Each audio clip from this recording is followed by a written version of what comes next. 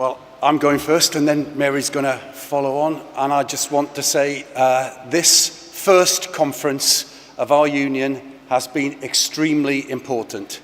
We have had significant announcements by both Layla Moran and Jeremy Corbyn. Now, we created our new union because we wanted to shape a better future for education, a better future for our pupils, a better future for the teachers and the support staff who serve them. And we are beginning to see our efforts bearing fruit. Our new union has already won significant political space.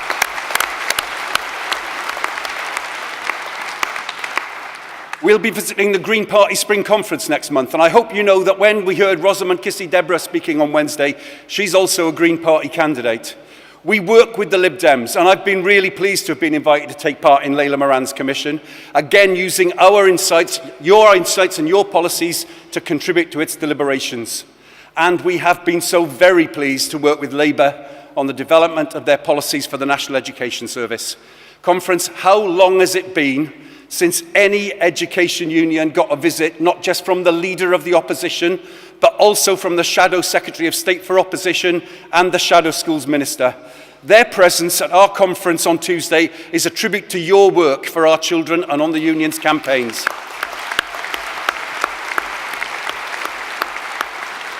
Mary and I will return to the significance of Layla and Jeremy's announcements later. But let me say, you can see where we're getting this standing from, partly where we're getting this political space from, partly from the fantastic video of our members that we saw on Monday morning. Those members and activists are fantastic ambassadors for education and for our union, and they are just a sample of our brilliant members. But in that video, you saw clearly committed, concerned for their students, concerned for their profession, proud of their union, and working for positive change. So please join me in thanking Tim Clamp, Maria Massaria, Harriet Adams, Thomas Kirkwood, Maggie Browning, Alex Boyce, Ellie Sharp, Lucy Williams, Lawrence Rose, and Satwanda Bambra.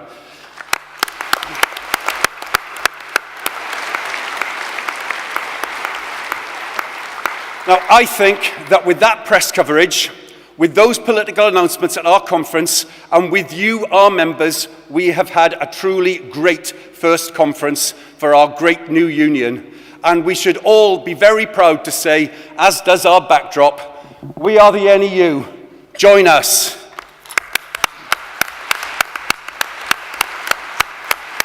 We have had fantastic, passionate, usually respectful debate at our conference. We have heard some quite horrifying stories from our schools and colleges, but we've also heard about members finding joy in their classrooms with the children, as Michael Holland told us in that fantastic story about Peter Pan's shadow. We see the potential for a life-affirming educational experience in every classroom, and that's the future that we are aiming for. But our teachers and our support staff and their pupils also face real, very deep difficulties. Difficulties that we are all confronting together, and how important that teachers and support staff have a strong union when they face those difficulties. The action our members are taking up and down this country is so important. And I've been privileged in recent months to be invited to some of the many campaigns that our members are undertaking. So I also want to say a huge congratulations to the teachers and other staff at Southfield Primary in Ealing who've resisted academisation following a 100% yes vote on a 100% turnout in an action ballot. I want to congratulate the members at William Torbit School in Redbridge who've also fought off academisation with huge parental support and the support of their local MP and councillors. I want to congratulate the members at Bradfield School in Sheffield who struck against compulsory redundancies and who built a simply huge meeting of parents. It's making a real difference. To the members at Barclay School in Stevenage, I want to congratulate them on their campaign. It wasn't quite enough to turn aside Lord Nash stealing their school, which has subsequently led to their well-respected and much-loved head teacher leaving, but they are still standing proud, and they are now organising inside Lord Nash's Future Academies Trust. Finally, in this little section, I want to say congratulations to the members at Shrewsbury Sixth Form College, taking action over graded lesson observations that even Ofsted have turned away from. I want to say this is a small sample of the local successes we have, and we need to treasure and talk about all of our successes.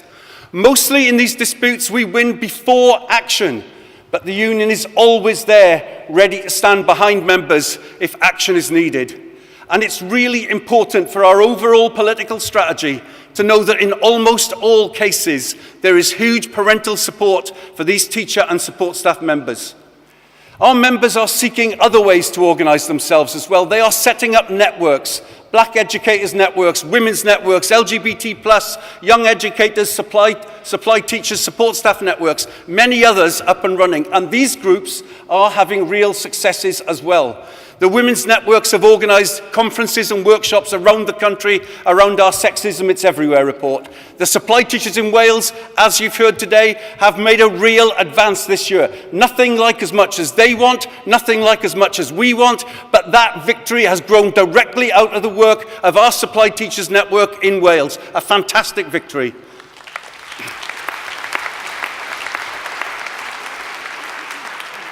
So now I want to turn to some important steps in our campaigns to shape the future of education. Our funding campaign is going from strength to strength. School and college funding is an issue that will not go away for this government, and I want to thank everyone in this room who has helped build parental engagement this year. No politician in this country can safely ignore the fact that 750,000 people changed their vote in the 2017 general election because of school funding. So we want you to encourage parental campaigning in the run-up to local elections and to ramp it up even more than that if there is a general election. We don't tell people who to vote for, but we do say vote for education.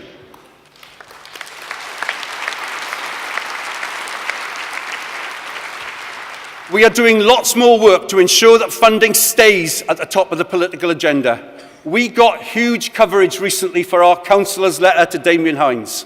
And in that regard, I want you to thank our members Jumbo Chan and Maggie Browning, who are full-time class teachers as well as local councillors, and they are leading our new NEU councillors network, which created that success.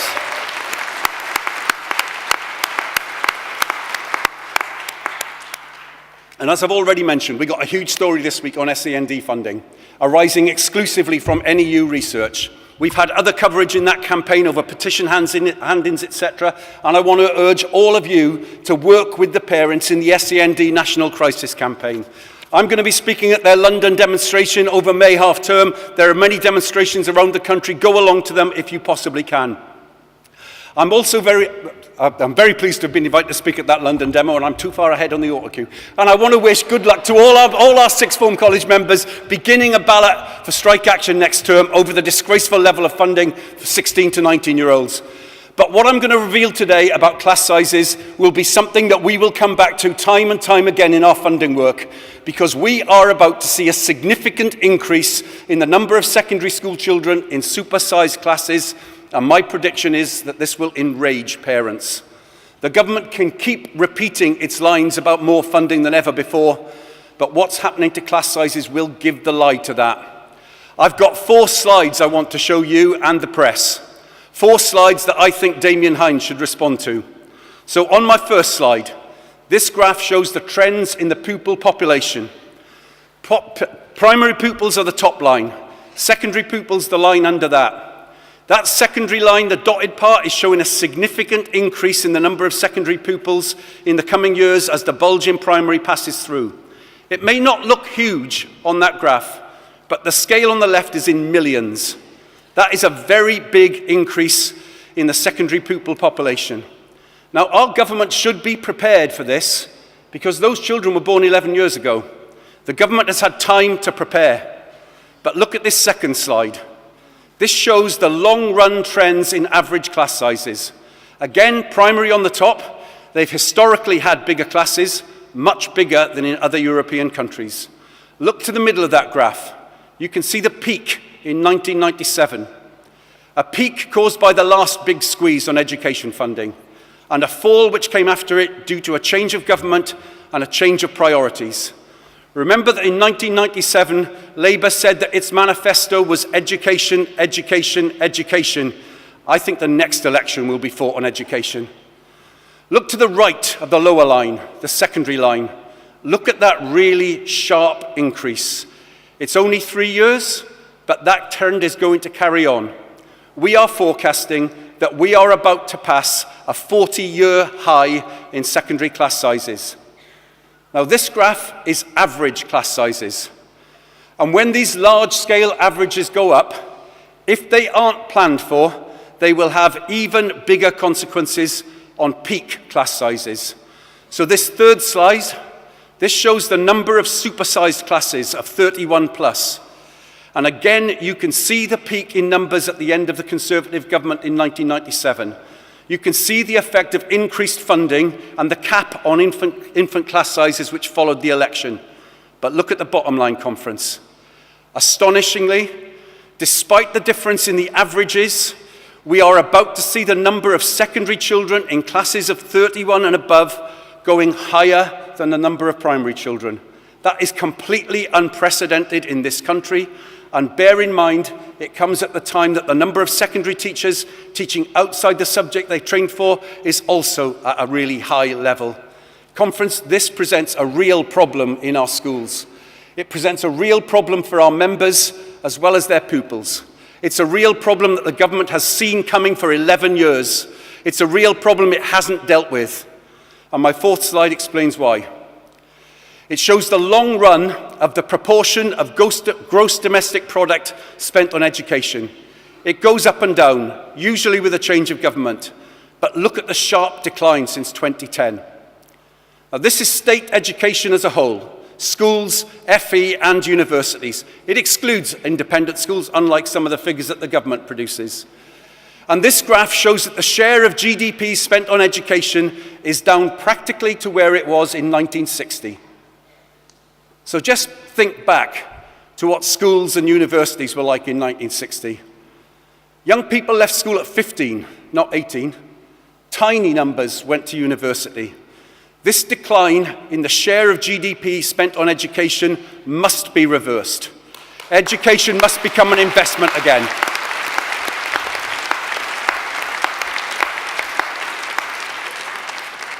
And we are persuading many others of this. Tory MPs, afraid either of elections or more charitably of the real effects these cuts are having, are starting to speak out.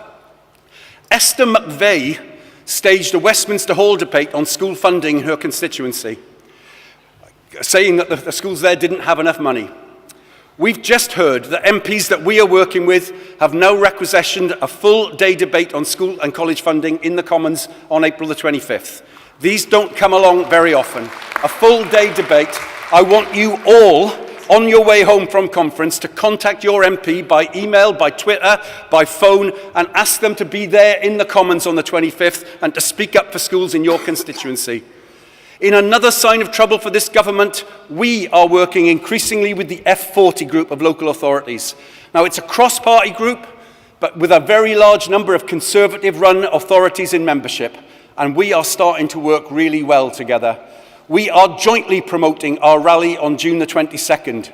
The F40 group promoted our councillors' network.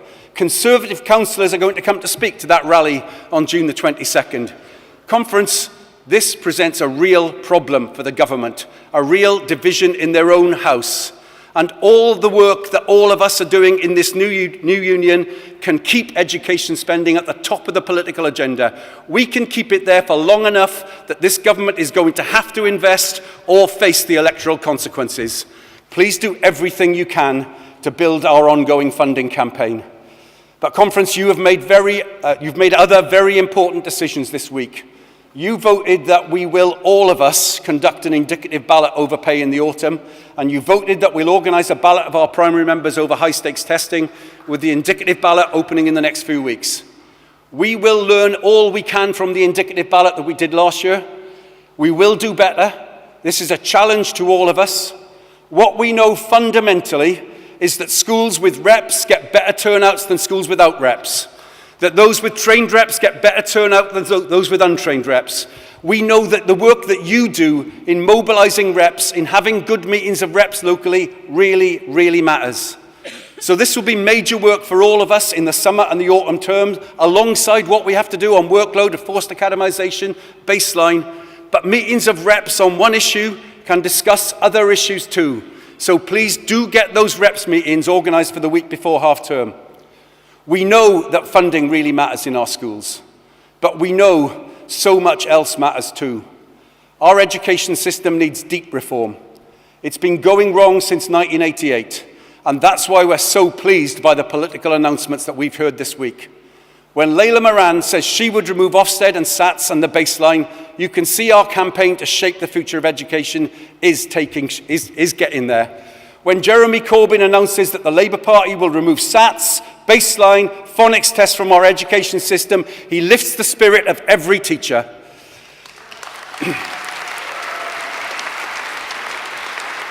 And in that battle for education, our new union is going to make the real difference. And so that's why I'm now going to hand over to my friend, my Joint General Secretary, Mary Bousted. But conference, before I get to that, let me just say these final 6 or 8 words. Viva ATL, Viva NUT, Viva NEU, unity is strength.